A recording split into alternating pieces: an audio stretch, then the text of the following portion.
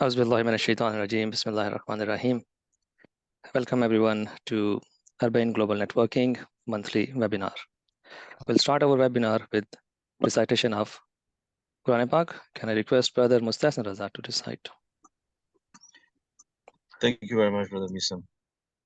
أعوذ بالله من الشيطان الرجيم.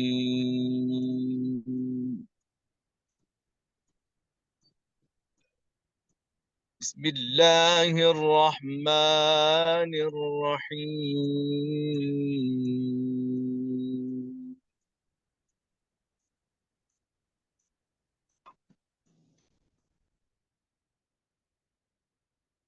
إنا أنزلناه في ليلة القدر وما أدراك ما ليلة القدر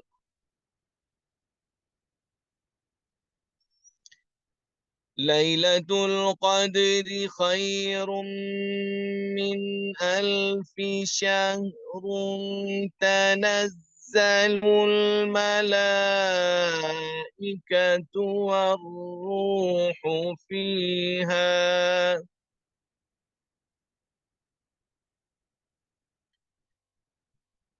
تنزل الملائكة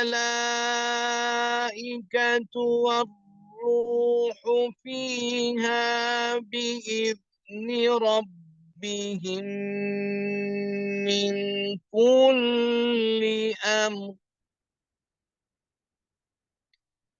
سلام هي حتى مطلع الفجر صدق الله العلي العظيم.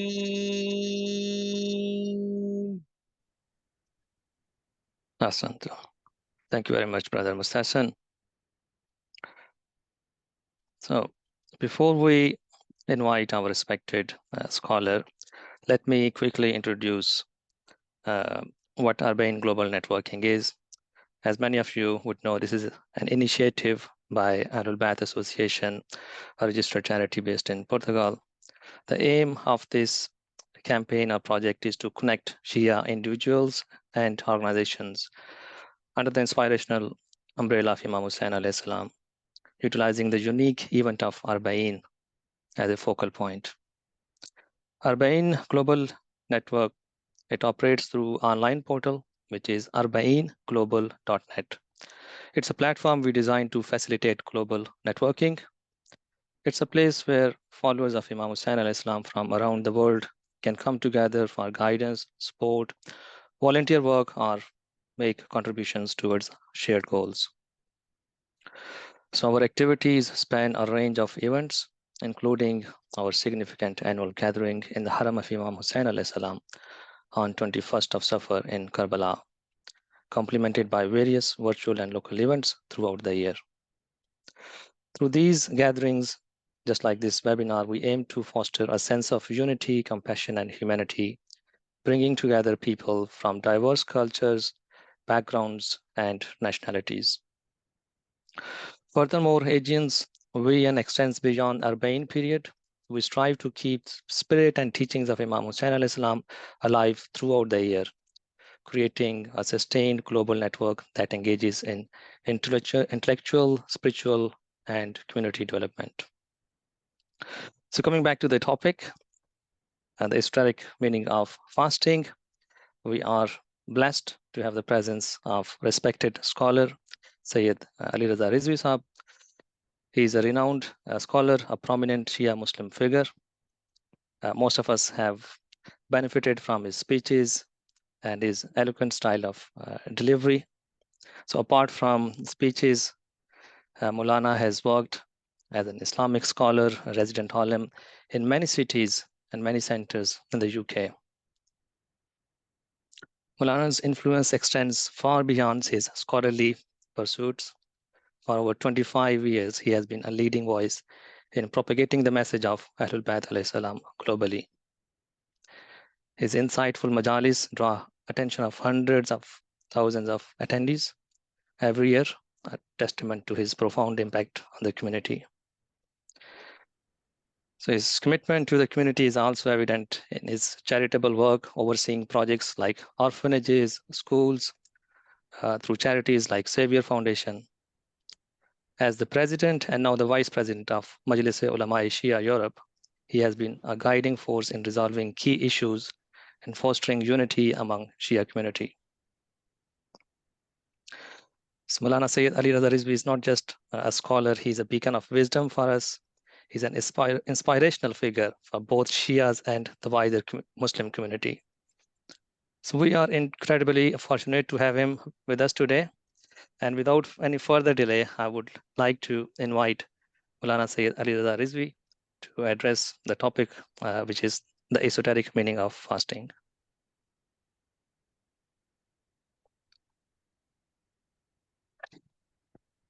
أعوذ بالله من الشيطان الرجيم بسم الله الرحمن الرحيم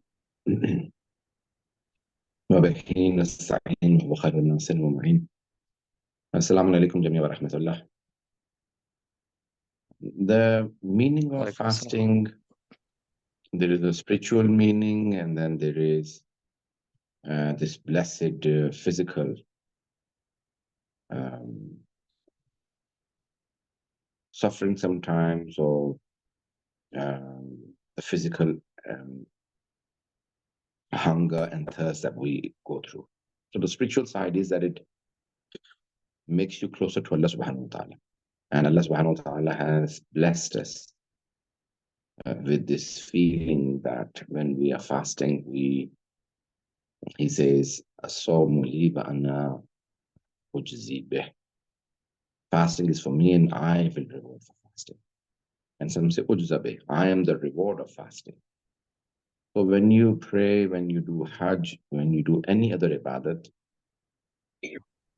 you are pleasing Allah subhanahu wa ta'ala. But when you are fasting, then you are understanding or gaining the proximity of Allah subhanahu wa ta'ala. And the Holy Quran, when describes the fasting, it says, Ya ayyuhalladhina amanu kutiba alaykum as-siyamu kama kutiba ala alladhina min qablikum la'allakum tattaqun. O you who believe, fasting has been prescribed for you like it was prescribed for the people before you, so that you may become a muttaqi.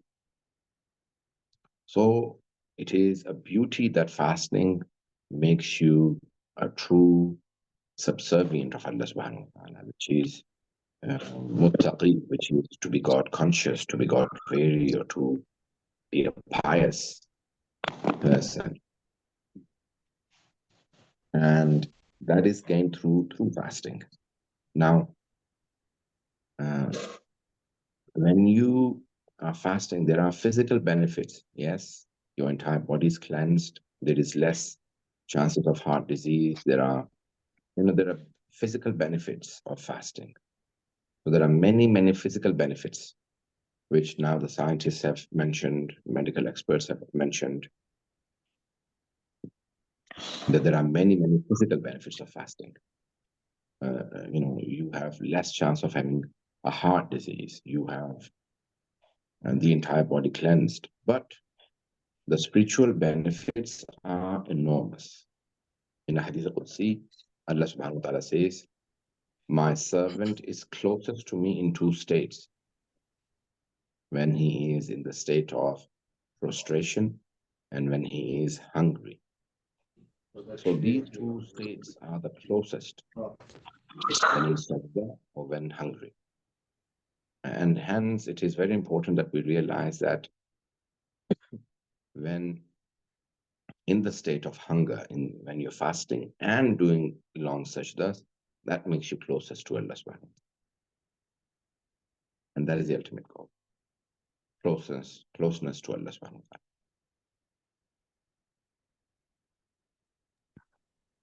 Thank you very much, Maulana. So that takes me to the next question, as there are profound spiritual dimensions and realities of fasting. So in your view, is fasting an inborn practice, or does it require learning and conscious cultivation? Or how can individuals, especially those new to fasting, can best practices and internalize its spiritual significance? Human beings are born with many good qualities. like curiosity that takes us to the pursuit of knowledge, gaining knowledge, understanding God, understanding the universe, understanding the surroundings, understanding our parents.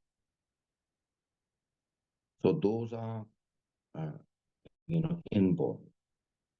And there are many qualities we have to learn. And one of the things that we have to learn is patience. And fasting is the greatest lesson that teaches you patience. So patience is, in the Holy Quran, Ya ayyuhalladhina amanu isbiru. You who believe, have patience. So patience is something that we have to learn. You have to learn to have patience. As-sabru min al-iman ka-ra'si min al-jasad. Hazrat Ali Islam says, patience is to body, like patience is to iman, faith, like head is to the body. So patience is something that we learn. We are not born with. The children do not understand patience. When they're hungry, they start crying. They want their mothers to feed them straight away. When they need changing, they start crying. They don't understand patience. They don't have patience. وَاسْتَعِينُوا بِالصَّبْرِ وَالصَّلَاةِ. Seek assistance through patience and prayers. So patience is a great virtue. And the greatest method of learning patience is through fasting, that you have the halal food in front of you, but you don't eat it. You have drink, water, juice, whatever, but you don't drink it. You have the means to do certain things, but you don't do those things. And hence it is very important that you learn patience through fasting. Okay, well, thank you. So in terms of, so there are things which we learn from fasting or qualities like patience. We improve our patience through fasting. But as a young person, so they practice fasting. Sometimes children, they do fasting for half a day and then full day. To gain spiritual side of the benefits of the fasting. So are there any ways, practices that we can adopt to improve spiritually so that after fasting, then we see the clear difference in our spirit, in our spiritual levels? Now, the biggest thing that fasting teaches you is that, self-control. When you can control yourself, you can abstain. Fasting is the name of two things: intention, niyat, and imsak, abstention. So you abstain from eating, drinking, lying to Allah subhanahu wa ta'ala. You abstain from physical relationship with, the husband and wife. And, so many things. Now, if you learn to self-control yourself from eating halal, then you also learn to control yourself from eating haram. So once in 1 month, you practice something for 29, 30 days, then you have come to a level where you will have self-control, self-motivation to get up on time for Sahri, you're praying on time. So even after the month of Ramadan, you will pray on time. You will pray Fajr on time. You will pray all the prayers on time. So you learn to discipline yourself. You learn self-control. You learn patience. You learn so many qualities, sincerity, ikhlas. And all of these are necessary for a human being to excel in their lives. And without these, you can never become a true believing person and a true um, muttaqi, a pious person, without these qualities. And fasting is the greatest mode of teaching you how to learn and practice all of these things. So fasting provides us training, not only during the period of fasting, but for the rest of the year. So as we are in the month of Ramadan, so my next question is, how does fasting during the holy month of Ramadan differ in significance and impact from fasting in other months? Very good question. So it is mustahab to fast throughout the year, but there are certain days which are haram to fast, like Eid day. It is haram to fast on Eid al-Fitr and Eid al-Adha. And then, when you're traveling, you cannot fast. And then, so there is sawab, there is reward in fasting through the year. But the blessings of the month of Ramadan, this is a special month. This is the greatest month. This is the month in which the Quran was revealed. This is the month in which all the blessings of Allah have come to you, your way. So it is very, very important to learn and understand that this month is a blessed month. It is a month which has special blessings that even when you are sleeping, then you are regarded as someone who is worshipping. Even when you're breathing, that is regarded as performing a tasbih. But the most important part is that fasting is wajib in this month. And in other months, it is only mustahab. So if you miss out some, then you may do qada in other months. But that does not replace the true reward or the return that this month gives you. The returns um, of the ibadat that you do in this month, that has no replacement, that has no equivalent in any other month, because it's a special month. The shaitan has been tied up and you are spiritually uplifted. The blessings of this month, you break your routine and you manage. Your sleeping patterns are broken, your eating patterns are broken, your rest, and so you deprive yourself of so many things. But the spirituality out of all of those is so great that you manage it. But if you try and manage it in other months, it is not the same as this month. So this month is a special month, and you can see and feel the speciality of this month, the things that you do and the things that happen in this month. The grand night when the angels are coming down, they're ascending from the heavens to the earth. They descend. And when they come, they bring many blessings with them. So angels all the time come to earth. But in this month, there is a special vibe and there is a special feeling, spirituality. That spirituality is nowhere near what it is in this month, in other months. And that is the most important to benefit from.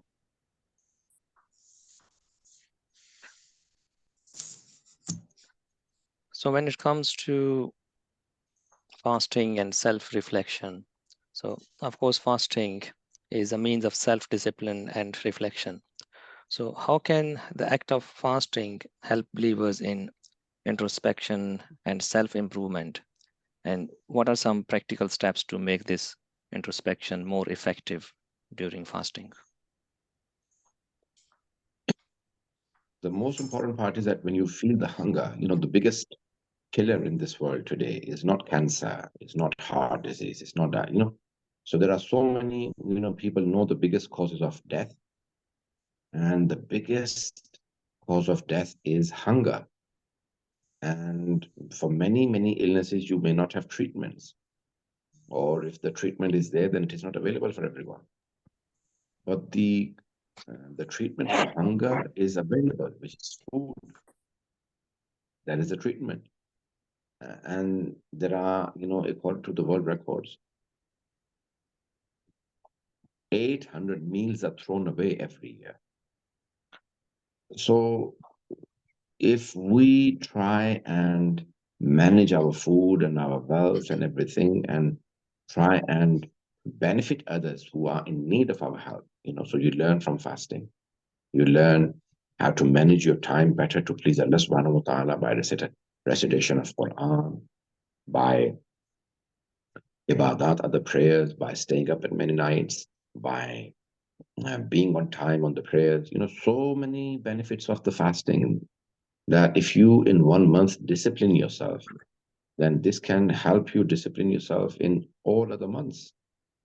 So the enormous benefits of fasting, or the whole month of Ramadan, 1 month of Ramadan, it strengthens your soul, the spiritual uplift that you get, that it will benefit you the whole of the year. You will benefit from it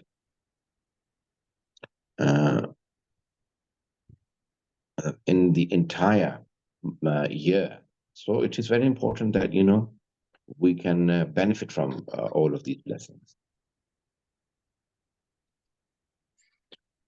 So, Mulana, you mentioned about Quran recitation. So it's highly recommended to read Quran, especially during the month of Ramadan.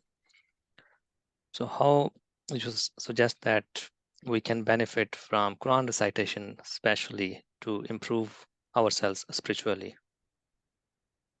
Okay, the Quran is the ultimate book of guidance, and it has a message for everything. It has a guideline for everything. And recitation should not be just recitation, it should be reflection. So you read, you understand the meanings, you reflect upon what you read, you practice what you read, you adapt what you read, you live what you read, you look at every verse in a different way. So the month of Ramadan is about reflection, about thinking, about contemplation. So when you read the Holy Quran, it gives you, not only just guidance, it is nur, it is light. It impacts your heart, your spirituality, your mind, your eyes. So it is very important that, when we read the Holy Quran, we don't just read it, we understand it. We then also try and read the commentaries on the Holy Quran.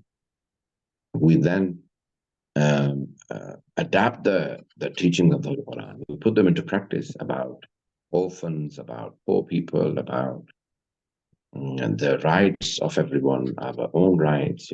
How should I be practicing? How my etiquette should be? How I should live in a society?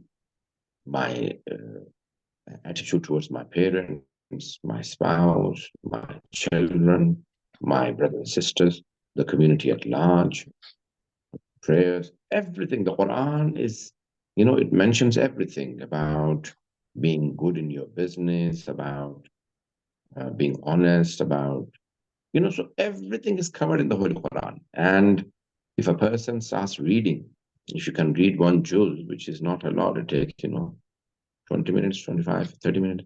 If you're a slow reader, 40, 45 minutes, an hour. In the month of Ramadan, you have more free time because you're not eating and drinking, you have a lot of, so at least read, even if you can't read full, read whatever you can, half a juz, whatever you can, read, and then read the translation. Try and read some commentary. If you can't, just read the translation itself.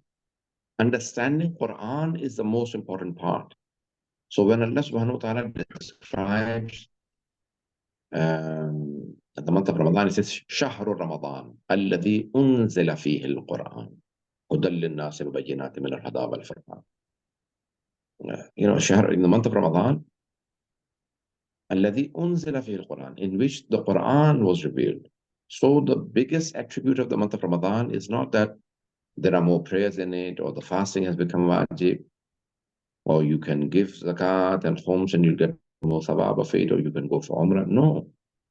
The biggest thing about the month of Ramadan is Quran was revealed in the month of Ramadan. And when you read Quran, you benefit, you learn, the biggest gift of God in the month of Ramadan is Quran, reflecting, reading the Quran. MashaAllah, no doubt. So the next question is about, is there a way to gauge or measure spirituality. So as we consist of our body and spirit or soul, and when we are weak physically, when we are hungry, we can feel that, and we can strengthen our body, and we can feel, yes, we are physically strong. So how can someone gauge that he is spiritually growing, not only in this month, but generally? It is very important to, you see, physical exercise is very important. Like the scientists and physicians will tell you, and that you will be fit, you will eat, digest, your body, your muscles, your bones, everything will be strong if you exercise. Likewise, other than the physical exercise, you always need spiritual exercise. And the spiritual exercise is to tell the truth, to give yourself a habit of telling the truth, to being honest, to being punctual, to being courageous, to being generous, to being just, to being uh, all of these qualities that the Imams salam have mentioned. And that that you to be patient, forbearance, all of these qualities. Some hadiths have mentioned up to 76 qualities. Sometimes 75, 76 qualities that a mu'min has to possess or try to possess. They have to try and benefit. The more qualities you have in you, the better you are spiritually. So over the years, you have to learn to to be a better person. And uh, to become a better person, you always need to improve. And improvement only comes with two things. One, never be satisfied with yourself where you are. You have to always improve. And secondly, realize that you have shortcomings, you have mistakes, and you need to improve. And until and unless you improve, you will not excel in life. So the life is about perfection. Perfection meaning you will never become perfect. So what you do is you improve all the time, and that should continue through the year. What the month of Ramadan does is that it gives you a head start, it gives you a good start, it gives you the strength. And when you start good, then through the 11 months, you continue and you improve through the year. So you prepare, and then you spiritually gain certain benefits. So in this month of Ramadan, you prepare for the 11 months, and those 11 months, you then again prepare for the 12th month, which is the month of Ramadan. And hence, it gives you the strength. And there are so many benefits of self-improvement. Until and unless you start improving, you will not become a true pious person, a true muttaqi. So a mu'min has to always become muttaqi. A mu'min has to improve. Not every mu'min is a muttaqi. Ya ayyuhalladhina amanu taqullah. Or you who believe, you have to become muttaqi. And that only happens once you get onto the journey of improvement. And that is through fasting, through prayers. These are the two most important parts. And then self-reflection and ethical sides. So ethical sides are more important than even the ibadat, because if you don't have the ethical improvement in you, there are three parts of religion: the beliefs, the practices, and the ethics. So the beliefs, like believing in one God, the justice of God, the prophethood, the divine leaders, the imams, the hereafter, the Quran, the angels. And then you have the practices like prayers, fasting, hajj, zakat, and then you have the ethics, which is a long list that I only counted a few of. And that has to, for example, self-control, self-restraint, your eyes, your ears, your tongue. The most of the sins that we commit are by the tongue. So this tongue has to, once you are fasting and you are weak, then you cannot speak. So that gives you good control over your tongue. So the most important part of fasting is to learn to control your tongue, because that commits the most sins. And once you learn to control your tongue, then you slowly learn to control all other parts of it. But there's a hadith, the meaning of that hadith is that for a moment, the 2 days should not be same. So my today should be better than yesterday. So with this continuous effort, so we can see improvement in ourselves. And during the month of fasting, so we get more control, and so we can see the improvement. And so that could be one way of like measuring that how you're improving or how you're going on this spiritual journey. So coming to another question, it's related to youth. So fasting is particularly challenging and it's significant for younger generations. So in your experience, how can we make fasting more engaging and meaningful for our youth, nurturing their spiritual growth and understanding of this practice? I think it's very important, when they see the elders fasting and they see that there is a special attention to getting up early, then, eating on time, everyone waiting for Maghrib.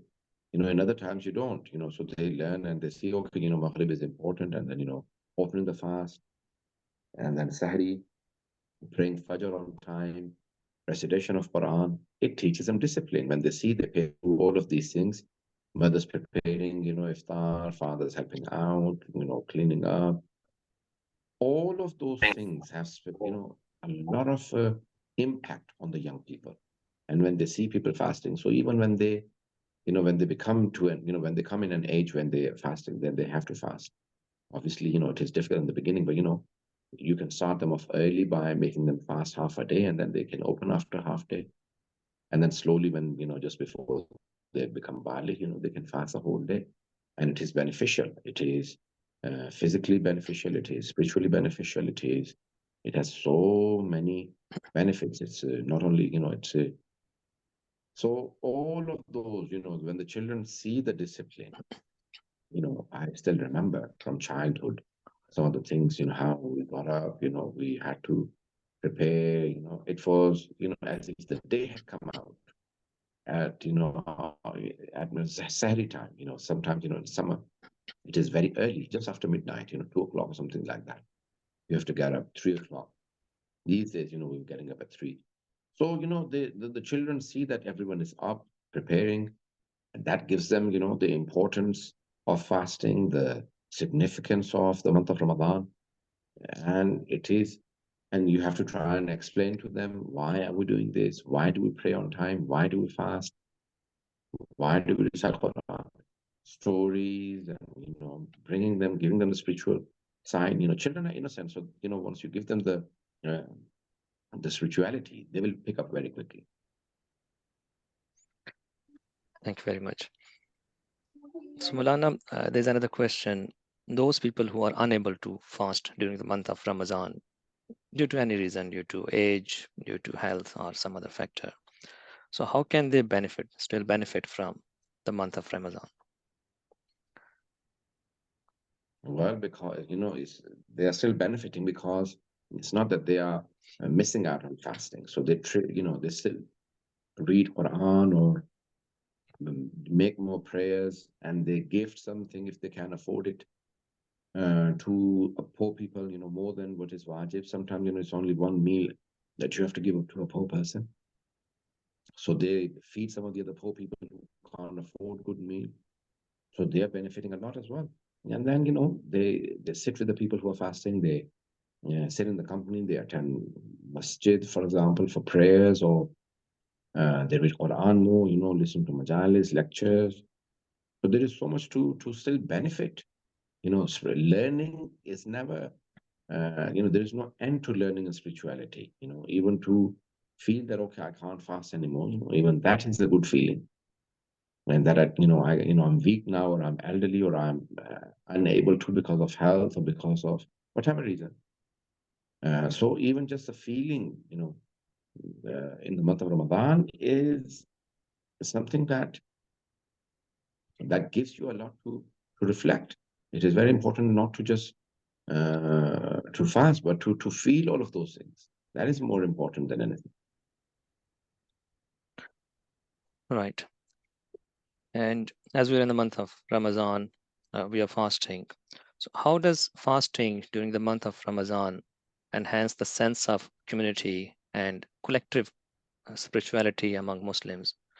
Or in what ways we can use as a community sport each other to uphold the true spirit of fasting, use it as a tool to strengthen our communal bonds?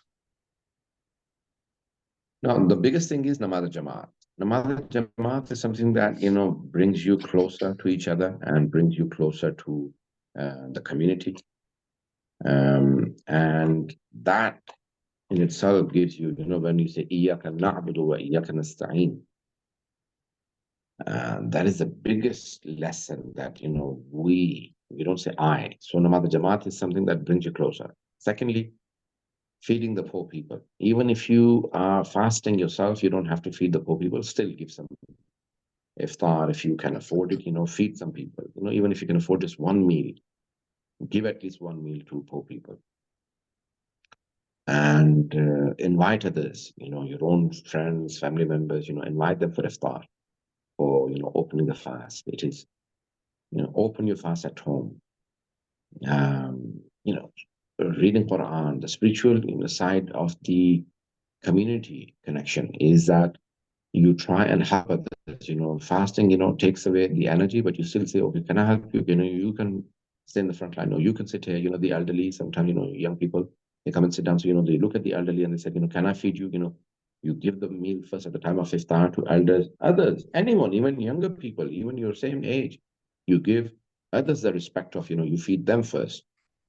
For all of those aspects of, community building, trying to help out on some projects, charity projects, on spiritual projects, on so many different things. So there are so many things to benefit from in the community. Even if you can't financially help, you can physically help. If you can't physically help, moral support. If you can't, so there are so many different ways of encouraging others to do, more community work. All of those are very important, and you can't ever overlook the community. Yadullahi ma'al jama'ah. Hazrat Ali says that Allah's hand is with community, with the group, with jama'at, not with spending time alone. So it is very important that we realize that, we are created to be in a community. Human beings are social animals, and for social animals, you have to be in society, you have to be with family, you have to be with other people. And all of those benefits you derive when you live amongst people, when you try and benefit others. For example, Hazrat Salman Farsi was asked, Salman, why are you planting date trees? They take years to give fruit. 7 years, they will take 7 years, they take years to give fruit, and you are old. You're an elderly person. So what is the benefit of planting trees that you will not eat fruits from? He said, because I have eaten fruits from many trees that I did not plant. So why should I not plant trees that others will benefit from? So it is very important that you try and benefit others. Hazrat Ali Islam says that live amongst people that they look forward to meeting you. And when you die, they say, Inna lillahi wa inna ilayhi. Don't live amongst people that they don't like your company. And when you die, they say, Alhamdulillah Rabbil Alameen. So, living amongst the community and benefiting others. What is a beautiful person? They say the beautiful person, according to Hadith, is that one who gets a benefit, he benefits others from what he has gained. And an ugly person is who does not benefit others. So the beauty should be the beauty of the heart. Of course. And it's the feeling that everywhere in the world, wherever people are, their sahar or their iftar time could be different, but they are united in fasting and they're helping each other. So it strengthens the sense of community. So I would take a few questions from our participants, and if anyone has got any question, please feel free to put your question in the chat. So the first question I've got is from Brother Ali Jafri. Imam Sadiq alayhi salam has said, when you fast, let your ears, your eyes, your hair, your skin, and all your body fast too. Do not let your fasting day be the same as non-fasting day. So what does this mean? Okay. First of all, your eyes should be fasting, meaning you should not commit sins with the eyes. You should not commit sins with your ears. Your eyes and ears and your tongue should be fasting. So, many times, we listen to backbiting, we slander other people, we lie. Don't do any of that when you're fasting. So the day should be special. You should be more careful. You should be more cautious when fasting. So, your hair and everything, meaning, every part of the body should feel that this man is fasting and he's nice to us, he's kind to us, he's kind to everyone else. And that makes a person, truly fast. That is the true fasting. When people see the benefit, your whole body, your entire presence, your essence feel that this man is fasting. Thank you. There's another question from Sister Azrali. Assalamu alaikum, Maulana. How do you spend the Shab-e Qadr nights? Apart from the usual amal, do you spend a lot of time just talking to Allah? Imam Baqir was asked, Maula, what is the best deed to do in Shab Qadr and Laylatul Qadr? He said, learning something new, a discussion where you can learn something new, you can benefit from someone. Quran, recitation of Quran, certain dua, certain amal, Safar, salawat, giving charity. Some people write something, a book, and they complete it in the Laylatul Qadr and say, then at least I get the sawab of writing the whole book in the month of Ramadan, or Laylatul Qadr, because it is 1,000 times, well, a lot more, Laylatul Qadr khairun min alfi shahr. One night is better than 1,000 months, not 1,000 days, 1,000 nights, 1,000 months, meaning 80 years, more than 83 years. So you're getting so much sawab. So, you save certain things just for the night of Qadr so that you benefit in that night. You benefit especially in all of those nights, So, and 19th, according to Sadiq al-Islam, 19th night in Usul al-Kafi, your destiny for the whole year is written, because we don't believe that everything is predestined and we don't believe that everything is free will. So that there are certain things which are destined and there are certain things which are free will. So in the 19th night, your destiny is written. 21st night, it is approved. And in the 23rd night, it is confirmed. After approval, it is, it is confirmed that this is what will happen. So we must try and do something in all those 3 nights and spiritually. And there is a great scholar, he passed away, I think, 2-3 years ago. He said that whatever you find yourself doing in Laylatul Qadr, you will find yourself doing through the year. So try and make sure you do something nice and something good. So don't sin, don't do anything haram, do something good, benefit, others. You will find yourself doing that through the year. So it is very important that, you do good things in Laylatul Qadr. Another scholar said that, when you want to do amal of Laylatul Qadr, when you open the Holy Quran, then look at the verse that has come for you. That has some guidance for you for the year. So there are so many things to benefit, and Laylatul Qadr is the most important night of the year. So during these nights, as it's 19th of the month of Ramadan, so our destiny is written for the year. So how can our prayers change the destiny just by praying, staying awake, and doing amal during these 3 nights? And Allama Iqbal says, खुदी को कर बुलंद इतना कि हर तकदीर से पहले खुदा बंदे से खुद पूछे बता तेरी रजा. These are mal, your dua, ud'uni astajib lakum. When you ask me, then I grant you. So it is very important that, you make dua, you make changes to your life, and um, everything can change. Allah subhanahu wa ta'ala, obviously, when you are in a good state, when, your destiny is being written, do you not think that will have an impact when you're doing something good? You're praying Quran, you're reciting, you're in masjid, you're and your destiny is being written. What if I'm sleeping, or what if I'm doing something wrong or haram, God forbid, and that's when my destiny is being written. All of those will have an impact for the year. Okay, so let's take me to the end of the questions. In fact, there is another question. So what's the best, last question, inshallah. What's the best way of asking something from Allah subhanahu wa ta'ala? Amir Islam says, with tears, ask Allah subhanahu wa ta'ala with a tear in the eye. Secondly, ask for the sake of Muhammad and Ali Muhammad alayhi salam. Third, give sadaqah before you ask. Giving sadaqah, before the amal and before ibadat, before dua. Third, is to be facing the qibla, be in the state of wudu, be spiritually uplifted. Prepare yourself before you ask. Don't even ask straight away. Prepare. And ask just before iftar. You've been fasting the whole day.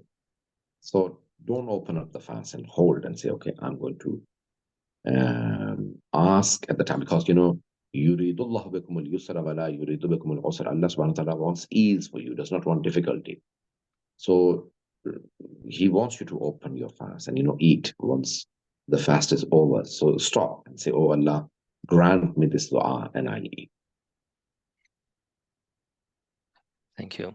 And lastly, just to conclude, as we are approaching towards the third Ashraf, the month of Ramadan, so what we can do to benefit the most from the rest of the month of Ramadan? The last 10 nights are the most important because Laylatul Qadr is in it. Secondly, it is the end of the month. Third, you've already got used to the fasting and it is only the last 10 days. Fourth, Eid is coming. The night of Eid is so important that, that's when, if your dua was not accepted through the month, then they will be granted then. So the last 10 nights have many, many amal, du'as, mourn prayers, nafilas in trees. So it is very important that, you make sure that your tawbah has been granted. Your sins have been forgiven. Your maghfirat has been, ordered. And you are in a state where you turn to Allah subhanahu wa ta'ala, you feel that, yes, I'm spiritually uplifted and better.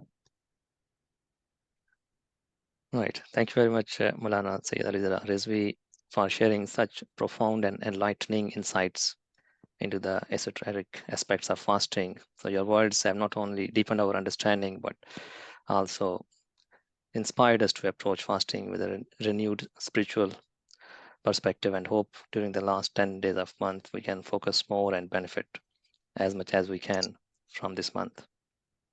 Thank you very much. Thank you. And as we conclude today's webinar, so I would like to remind everyone about the purpose of Arba'in Global Networking. So as I said, it's a project dedicated to connecting individuals and organizations under the umbrella of Imam Hussain alayhi salam. So through our online portal, through events like these webinars, and of course our major events, annual event, which is gathering in Karbala in the Haram of Imam Hussain alayhi salam. So we aim to foster unity, compassion, and knowledge among the followers of Imam Hussain alayhi salam. So today's discussion on fasting is a reflection of our commitment to not just connect people, but to also have a deeper understanding of Islamic practices, their profound spiritual meanings. So I would suggest that everyone who is listening, who attended this webinar, if you haven't joined our online portal, please go to arbainglobal.net, be a part of this initiative. You can connect with your brothers, sisters, individuals, and organizations as well. There may be projects where we can work together. And we're also looking forward to seeing you if you're going to Arbain, inshallah, on this Arbain. We will have a mock-up, and we will also have our annual gathering in the Haram of Imam Hussain alayhi salam on 21st of Safar. So thank you very much, everyone, for joining us today.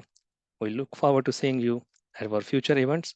So inshallah, there will be a webinar every month, and looking forward to seeing you and being part of this journey of enlightenment and unity. Wassalamu rahmatullahi wa barakatuh.